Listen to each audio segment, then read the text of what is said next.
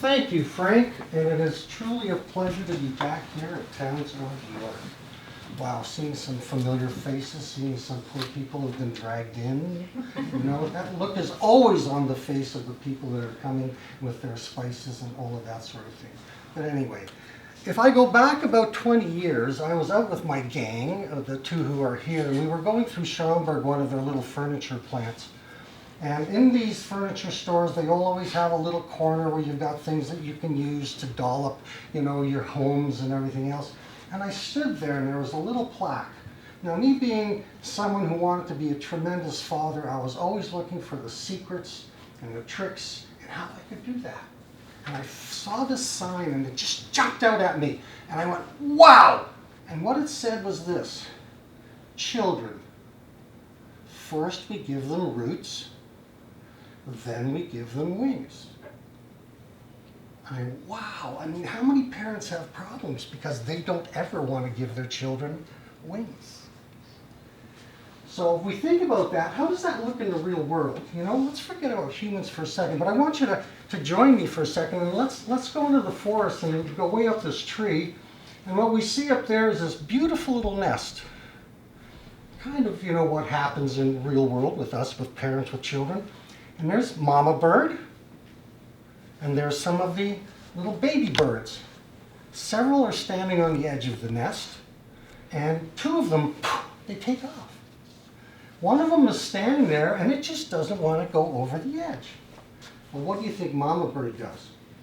She goes, bump, and the little bird comes sailing over, and at first it's exhilarating as the bird feels the air flying through its feathers, and it's falling and dropping. Then it looks down and it sees that what at one point was just a pattern of colors is now starting to look like sticks and grass and everything. And this poor little bird's going, uh-oh, I better do something. So it starts flapping like crazy because it's already had the roots have been made strong by the mother, pulled together and everything else. And then as you see it fall, it's not in danger at all because it just takes off.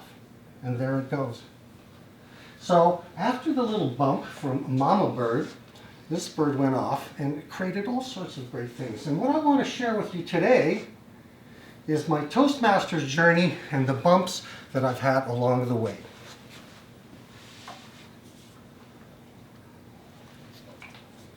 But first, I got to tell you, bump stands for something. The B stands for believing in something. The U stands for understanding the value of evaluations. The M stands for motivating, and the P stands for purpose. So let's look at my first journey into Toastmasters. I was standing in our barn, and there was a farrier, and this farrier was articulate. I'd been living on this farm for about 15 years, and I've been exposed to quite a few farriers. And most farriers are not articulate. They're quite violent with their horses. In order to get the horse to do something, you'll beat on it with the file, which of course makes the horse less prone to do what it is you're trying to ask it to do. But this farrier, every time I saw his little trailer down by the barn, I would run down to talk to him, and we had a great time together talking about all sorts of things. And then I found out he was an executive coach. He was doing things like out and speaking and everything. And then one day he says to me, you know, Eric, you sound like you'd be a great Toastmaster. Bump. So I went, oh, and how does that look? He says, you got to come to a club. So Bill Everett, if any of you people remember him, he pulled me into the club. And I came into this club and it was amazing. I was quite apprehensive at first. I'm an introvert, believe it or not. And so I showed up at the club. I met Bill outside. We went inside. And the first thing that happens, this wonderful person comes up to me, and I stuck my hand out to shake her hand, and she said, no, no, no, this is Towns of York, we do hugs. And not only do we do hugs, we do full body hugs.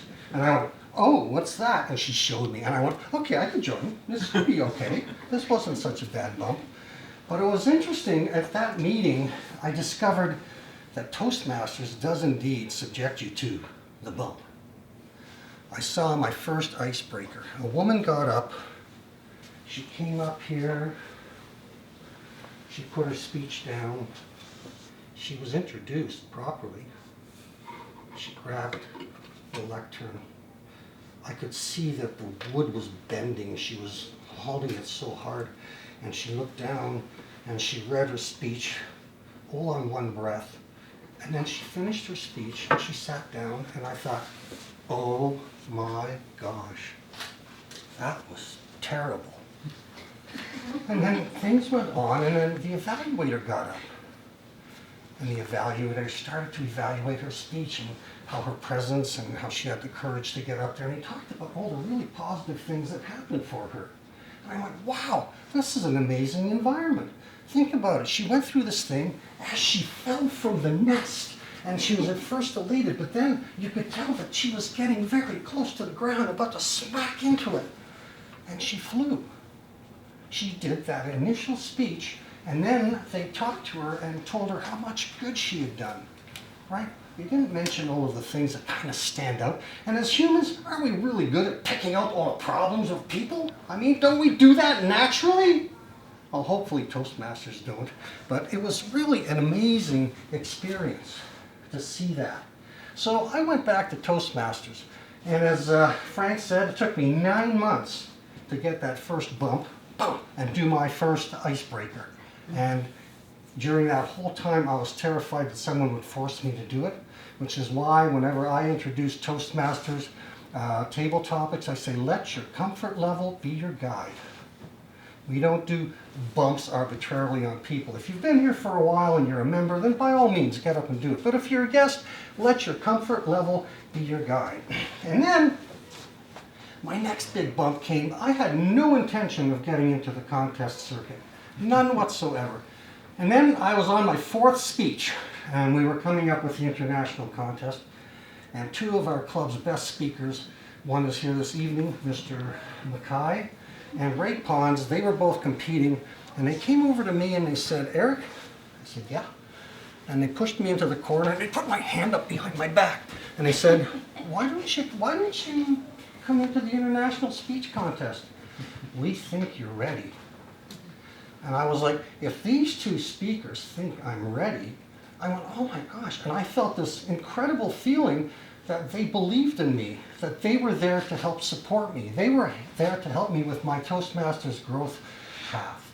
And so I did it. And I worked so hard on that speech, it was unbelievable. After the international speech contest, they came in 1st and 2nd, obviously. I was crushed. But I found that that was intentional, because they didn't want to come in, they needed someone else to come in and not place, and so that was me. But it was an incredible thing that happened. So for me, that bump is something that I needed at the time, because it really bumped me up. And what was also interesting was, once I competed in that one contest, I kind of got the bug. So I started competing, and the next year I actually made it through the club, through the area, through the district, and then I made it up into the division. And then someone came up to me and says, Eric, you've got it, man. You're doing really well. I want you to come over and we're going to look at some videotapes of world champion speakers. And we did that. And again, that was Ross as my mentor. And I had this amazing sense that he believed in me and he felt that I could do it. And guess what that did for me? That made me really believe that I could do it. So in the Toastmasters environment and getting that bump, the B means believe in each other, help each other. When people are doing speeches, get out there and say, how can I help? What can I do for you? Can I maybe help you with your next evaluation? And all of that. So the B is a huge word for Toastmasters and how we work with each other and make the whole environment quite nice. U! Not you, the U. U stands for understanding the value of feedback, or understanding the value of the evaluation. Would anybody here drive their car with their eyes closed?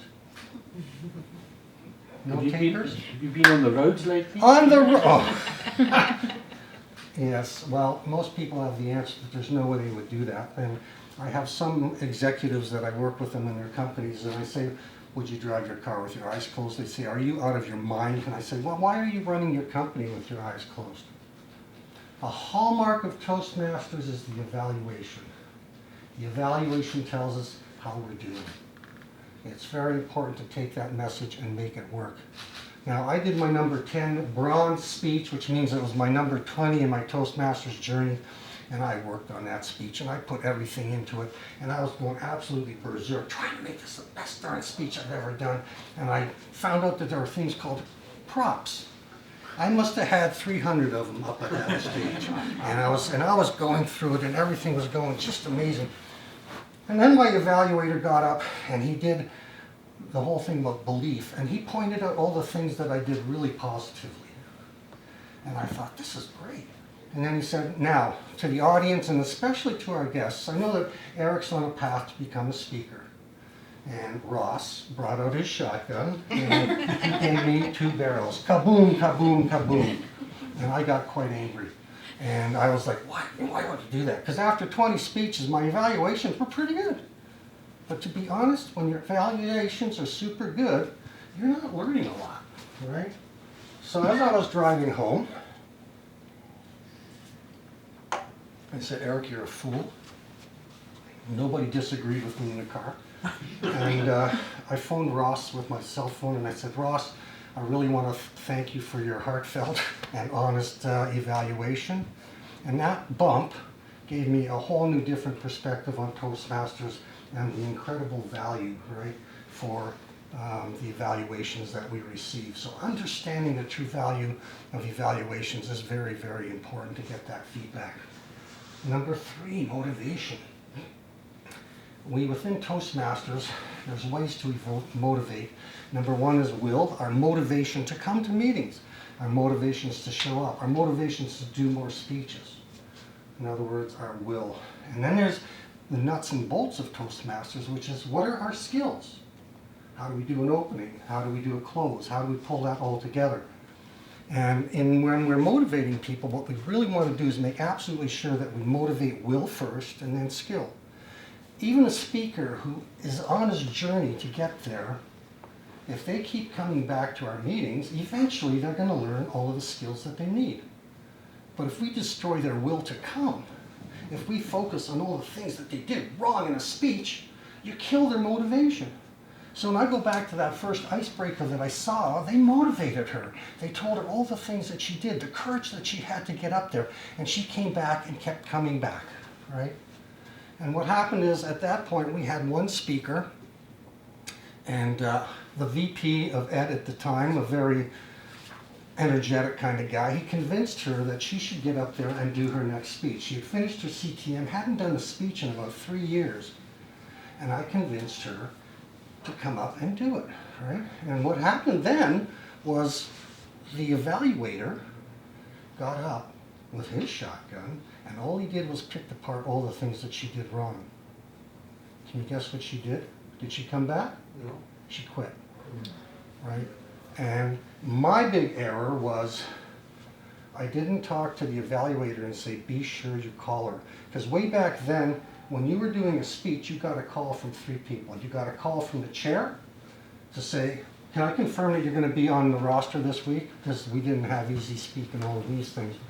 So you got one call, and then there would be a conversation, so you got to know each other. Then number 2, I would get a call from the Toastmaster. Said, hey, I'm introducing you. Tell me about your speech and thing. And I got to know them. And then I would get a call from the evaluator who would say, Eric, how's it going? Are you really nervous about speaking? Is there anything you want me to look for specifically? What can I do? So you got 3 calls, and that satisfied the number 1 requirement for being an evaluator. Does everybody know the 3 secrets of speaking to an audience? Number 1 is know your audience. Number 2, know your audience. Number 3, guess? Know your audience. Thank you. Now, when you're an evaluator, the 3 secrets are know your speaker. Number 2, know your speaker. Number 3, know your speaker. Thank you. When you go to do an evaluation, it isn't enough to show up at the meeting and say, hey, give me your book, I'm going to evaluate you today. You got to find out about them. How comfortable are they to do the speech? Where are they in their Toastmasters journey? What can they do? And how can I best evaluate them? Should I work on will or should I work on skill? Finally, what are we all doing here? What is our purpose? So the P in bump is purpose.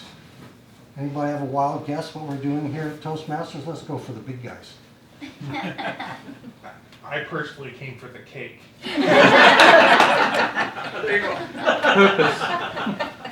That's it. Toastmasters can learn. This is really cool. Well, in the early years, I always thought that getting up and doing a speech and becoming exemplary at all the nuts and bolts of doing a speech is why we're really here, right? And that same speech that I completely destroyed, and Ross honestly told me about it, when I was done and I was cleaning up my props, I had the back of the pickup truck to fill, a woman who was a guest came up to me. And she said, "Mr. Solowka?" And I said, "Yes." I said, "You're a guest, right?" She goes, "Yes." She says, "I came today and I was quite lost. I've been lost for a long time, and I was talking to a friend and they said, you should go to a Toastmasters meeting." She said, "So I came tonight, again, I didn't know why, but I came because I didn't feel that I was on top of my game, and it's been that way for a while." She says, "But Mr. Solowka, tonight you made me smile, and tomorrow I think I've got a good handle on where I want to go next." And she thanked me, shook my hand, and she left. I never saw her again. Obviously, I scared her off. But when she told me that, I felt really warm inside and said, wow, I actually did the purpose of what I came here for. I came to share my bumps along my journey. And when we all share our bumps, that's when people learn from our issues and our problems and our solutions to things, and that improves their lives. So there it is, Toastmasters. Believe in each other, understand the value of getting real, true feedback, right? Motivate each other by making sure that you look at will first and then skill. We want people coming back, and eventually they will learn these things. And our purpose is to share all the things that we've gone through with other people so that they too don't have to go through that, or they can, deal with them in a much better way. Toastmasters. First, we give them skills, then we give them bumps. Mr. Chair.